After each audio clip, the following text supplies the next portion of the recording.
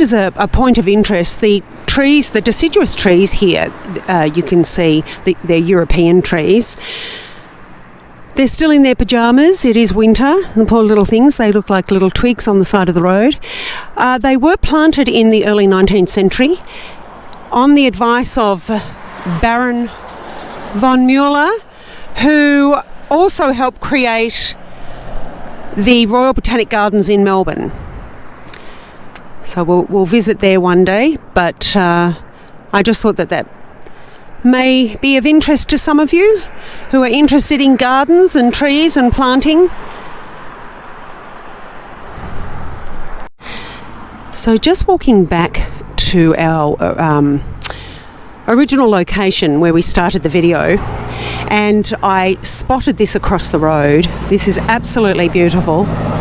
I'll just pop the camera up a little bit. If you can see, I don't know if the camera's going to pick this up very well, but the chimney pots on the top of the chimneys, that's indicating, the overall picture there is indicating definitely early 1900s. But it is just a beautiful home and property on the main street. Oh.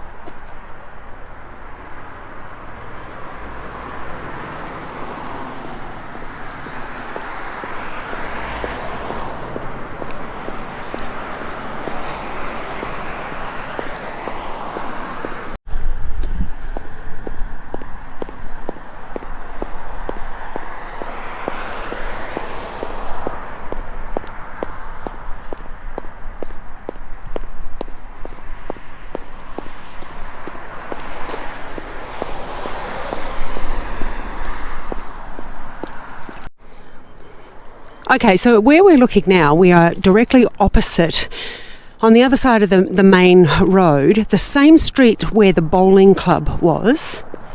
And you can see the hills there much clearer. And I spotted at the back of the pubs on the main road there, well, not only did I spot these kegs that you can see there, which are fascinating, but I also spotted this beautiful building, and I'm not sure whether it must be a residence now, but it looks a little bit as though it may have been something else. I could be wrong. Oh no, perhaps I am wrong. It just looks such a beautiful building. Look at that. My goodness. Again, probably, what would we say? Maybe early 1900s. And on the fence line, unfortunately, I can't zoom in. I'll try and get close. But you can see two rosellas right there. Right on the fence line, on the fence, right in front of the white door. Can you see them? I'm trying my best. Oh, they've flown off. Cheeky monkeys. So yeah, the building, that's looking around about the early 1910 period. That's a very Edwardian looking front door. It's a beautiful property. Okay, we'll just keep walking down here. As you can see, there are no curb and channels, which I think makes for a nicer road and streetscape. And of course the trees, it's winter now, so the trees have lost their leaves. You can hear some of the magpies.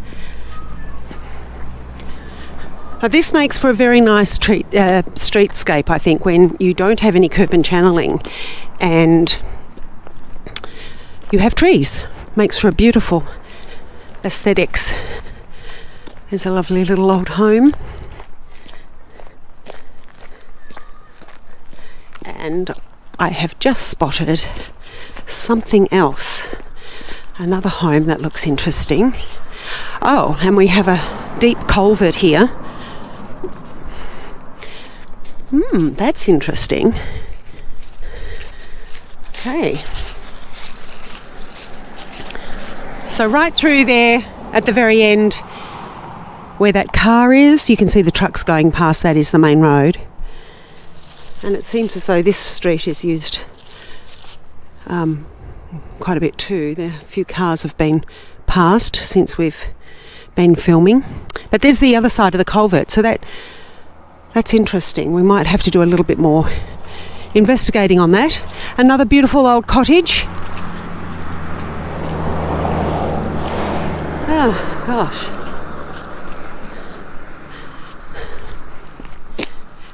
And another beautiful home with the lovely autumn leaves still on the ground. The streets here and the nature strip, like a lot of country towns in Victoria, indeed, across Australia, are nice and wide, making for a really pleasant street. You're not, even though you do have neighbours, you don't have that close over the road neighbour. They're quite a distance away. But they're and historically the properties in Australia have been no less than a quarter acre.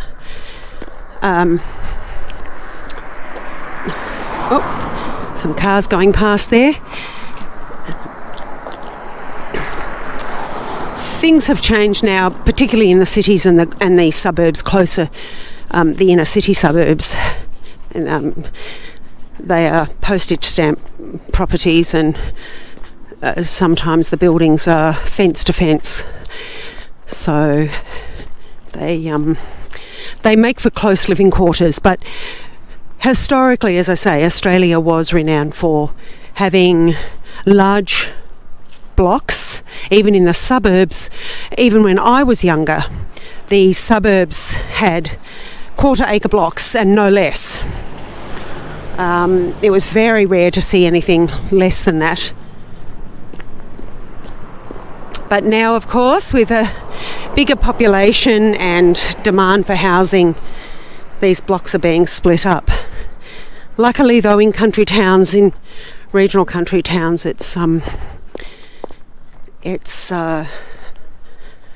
less likely to happen. So I'm just going up the end here. There seems to be some floodlights and things, and I'd just like to investigate that.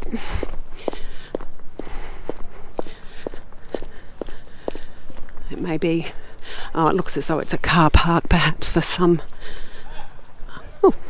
Seems to be a bit of noise and activity. That may be a car park. Yes, it is. Okay, I'll take you into another street and we'll have a look. As you can see, it's a lovely wide streets, very indicative of country towns, no curb and channeling, except for, which is very interesting, there seems to be a nature strip and then a very, very wide shoulder, because you can see curb and channeling here, just here. And then we have the trees and wide. That makes for a very wide shoulder. So it's an interesting street layout. Okay, we'll go on to another street, have a look at the homes, and to see if we can find anything else that's interesting.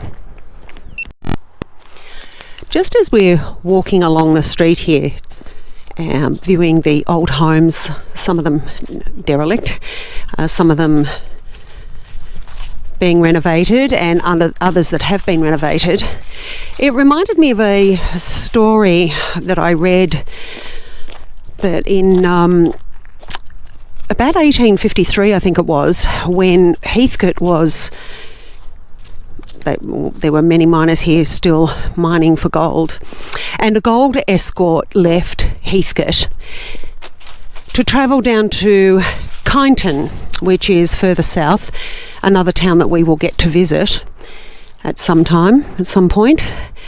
And there were about 6 to 12 robbers who attempted to rob the gold escort. And I think a few of them, they fled the scene, and one of them was caught. I think in the fracas there were a few of the escorts. I think 2 of them died actually, and a couple more were injured. But the robbers,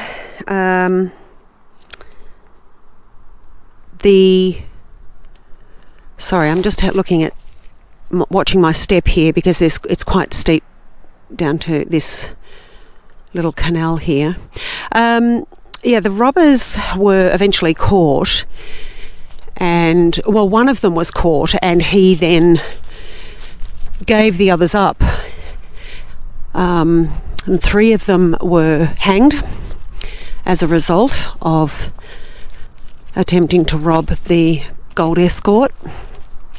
So it just shows you, when you have 40,000 people in, really an undeveloped area, and they're all mining for gold, and of course there's ill feeling toward the government as it is, and then obviously there is always going to be those people who will seek an easier way to grab their fortune, and they clearly tried to rob the escort but were not successful. That's a bit of a tale here for the town of Heathcote. Okay, I just thought I'd do a little 360-degree turn for you there so that you could see the street as it is, and we'll move on. So this building directly in front of us is now the primary school at Heathcote, but it was, as you can see from the plaque on the building, it was the Heathcote Higher Elementary School. And from my records, it's telling me that it was built in 1921 as a tribute to those who had fallen in the First World War between 1914 and 1919. I don't know that I can get on the grounds. Let's have a look. Oh, I can. Because there is a building, a sandstone building we can see behind, and I believe that is what was called the Heathcote Common School, and that was built in 1864. So this one was 1921 to commemorate the soldiers who had fallen in the First World War, with a beautiful tiled roof and pane glass windows. And then there is this building behind, which the research is telling me, and I could be wrong, I stand to be corrected, but I'm of the understanding that this building was the original common school or primary school and was built in 1864. So let's have a look. It could even be... Oh, there's another building. This is interesting. That's definitely a school building, judging by the drinking taps that are sitting outside. Oh, here we go. We have a plaque. Well, that's definitely going to tell us. So what is this? This photo was taken in 1890. It is the first government camp, which was established in 1853 as a result of that population explosion that we discussed earlier, that went up to from 400 to 400 or 500 people to 40,000. And this included the police barracks and quarters, the Gold Office, the courthouse, National School and hospital. Today the school remains on this site along with the historic lockup, hospital and former residence. Okay, so this, I'm guessing, was the lockup. Judging by that lock and those bars, that looks to me like it was the lockup. But this was the camp precinct anyway. And we have Ta-da!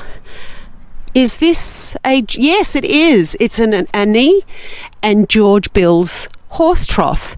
Those of you who have watched the channel or have viewed the other videos from the last 7 months, whenever we go into country towns, they usually have these horse troughs.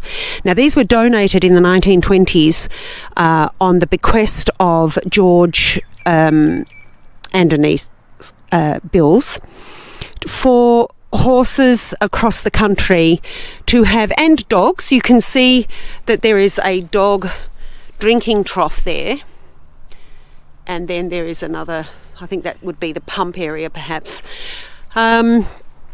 and they donated these upon their death to there was about 500 of them, or at least 500, that were donated across the state of Victoria and in some parts of New South Wales to ensure that horses and other animals were given the proper treatment and the proper care, and made sure that they had water wherever they went within the state of Victoria. So this is the other old school. This must have been the original school. I'm thinking that maybe now this is the 1864 school building. If anybody knows absolutely categorically whether I am right or wrong, I would appreciate you letting me know. But I'm suggesting that may have been the school, the original school building, or if this was the campsite, it may have been a building for one of the officials. But this building right in front of us was definitely the lockup, because that has proper bars and locks on the window. And it is definitely that sort of style with the sandstone block bricks. So that's that. And then we have this is obviously, that section there is very new. It's modern. And then this 1921 building. So that's interesting. It's quite they've kept that sort of camp atmosphere where it's sitting on the hill and it is a selection of buildings that remain. So that's interesting. It is possible that that was a home for one of the officials. And that was more than likely a lockup, and perhaps even the police station. It just looks a little bit too big for it to be just a lockup. So that was an interesting find as we drove around. Not always does research or Google allow you or give you this information. So it is always a good thing to walk around and drive around a town and poke your head into different streets and areas, and you'll find some interesting things. Particularly in Australia, they don't seem to acknowledge too much the history, particularly in these smaller towns. They tend to be quite unassuming. So, on to the next thing. So here we are at the entrance to the Heathcote Showgrounds. I actually spied some really old agricultural buildings up here, so I thought we would just have a look. And we can see here that the actual grounds are surrounded by old oaks. No doubt, again, planted, oh gosh, I'm delirious, planted in the 19th century, and they really do have an age on them. They have been, I think if you can see, some of them have been, their branches have been lopped off. possibly because they are diseased, and they're trying to keep the trees there for as long as possible to maintain the heritage value of them. But Heathcote sits at the foothills of the McIver and the Macag ranges. So as we go around, in front of us right now, we're literally at the foothill. In front of us there's the hills, and I can't, I'm not too sure if that is the McIver ranges or the Macag ranges. I can check that anyway. But we're certainly right on the foothills. As we're walking, we're going up, making an ascent. And if I turn around, the township is actually that way. So this is on the north side of what I would suggest is the north side of the town. And I just saw these old buildings up here, and I want to have a look. And I wanted to bring you with me in case we discovered anything exciting. It could just be that they are very old agricultural buildings, as opposed to historic. But let's have a look. They just, they're in that typical ranch style, that elongated building, and normally indicative of livestock buildings, really. Let's have a look. There's another one over there. We'll just have a little squizzy gander. Yes, and I can see on each of the stalls they are numbered. So they may be, these outdoor stalls may be pony, or I doubt whether they would be sheep, because you can actually see, yes, they are stalls. You can actually see the sheep would get underneath there. So this may be for ponies or even cattle, perhaps, when they're showing on the showgrounds. But there's an inside as well, so perhaps there are other stalls inside. Let's have a little sneak. They're locked. Let's see if I can get the camera just sneaking in there. You may not be able to see. Oh yes, there are stalls there. Okay, we're not going to get much of a look in there. And then there are these ones. So just the true old-fashioned, what I remember as an agricultural grounds and shows would have these open, or more sort of, the older style buildings. Oh, these may be for sheep, I think. They're very small pens, so I'd say that's per sheep. One sheep per stall, I would suggest. And there's the wood pavilion just there in the centre of the screen. They're very large grounds, I have to say. Once again, that really old-fashioned, old-style showground. And now, when you even look at the Melbourne showgrounds, they have been updated for, the commercial aspect. When I was young, the Melbourne show you had free show bags. They were sample bags, and you would have milk companies and cheese companies who would give you samples, and substantial samples too, in the bag.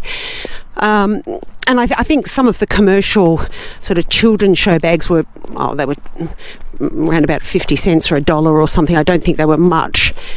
But of course now that's all commercialised, and you very rarely get these lovely old style shows, agricultural shows, and the showgrounds to match. It's always lovely to, perhaps in the future we will attend a country agricultural show. There is just such a nice atmosphere about them. It's that really just fun and the more sort of leisurely a way of presenting an agricultural show. It's lovely, and they really focus on the animals and the arts and crafts and baking, which is what our agricultural shows used to be. You know, they really focused on the Country Women's Association and the activities that, home crafts and things like that. I'm just walking you here. This looks to me like it's a bird or chicken pens. So this would be where the poultry would be housed and shown. Yeah, that definitely looks like poultry pens to me. And the makers of those pens are G.W. Rowley from Spring Street, Melbourne. Now they go around the corner, so you can see the size of, for this town, the size of the show for poultry. That's quite substantial. I'll just give you another look. Oh, there's the Arts and Crafts building. Oh, we're upsetting the neighbours' dogs. And they would often have, dog shows as well. I can't see a dog pavilion here. But they normally they might have a little dog show or cat show or something in amongst the agricultural show. I just wanted to show you that because, as I say, it is very much how I remember as a child enjoying the country shows, and indeed what even the Melbourne show. It was far more countrified than what it is now. Just shows you how things change, I guess. But it's also a lovely setting. You can see, I'm hoping you can see in the footage that although the grounds are flat, the rest of the property rises up to the hills, and you can see the hills there in the distance. I know this camera doesn't really show you detail, but it gives you a little idea anyway. Okay, I'll see what else we can show you in the town of Heathcote before we head home.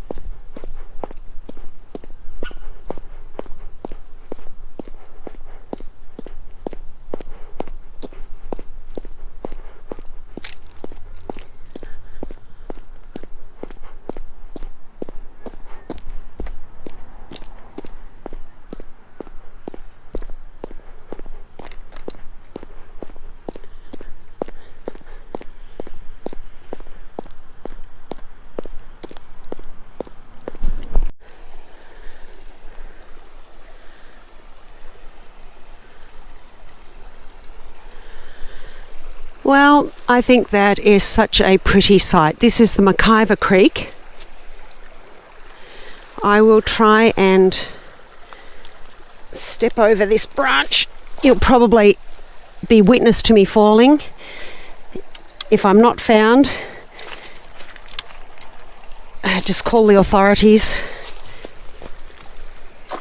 Oh gosh, I was last seen on the McIver Creek.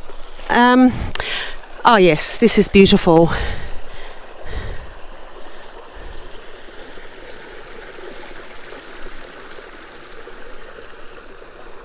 So this is the McIver Creek,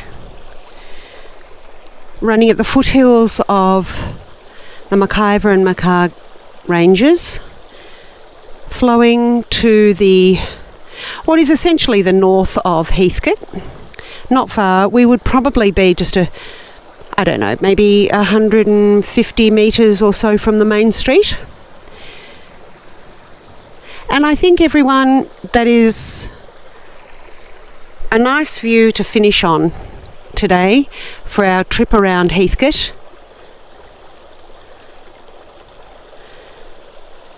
And I will see you next week for the next travel video. That will be next Saturday, and then on, of course, Monday for the book recommendations if you are interested. And don't forget, there is a book competition that we are holding in October. You will have to watch the book recommendation videos to get any details of that if you are interested. There will be 2 winners for the book competition, one in the Northern Hemisphere and one in the Southern Hemisphere. And we are supporting independent bookshops in both of those hemispheres. One that is located in Frome, Somerset, England, and they are Sherlock and Pages. And there will be one somewhere in Australia. We haven't chosen a bookshop yet, but there will be one in Australia to send off to any winner in the Southern Hemisphere. Okay. I think it would be nice to sit here and either have a cup of tea or a lovely wine on a summer's evening. Even today, it's winter, but it is pleasant enough to sit here. And as you can see, the sun is filtering through the trees, which is lovely. Okay, I will leave you. I will see you next video. Take care, happy reading and safe travels. Bye for now.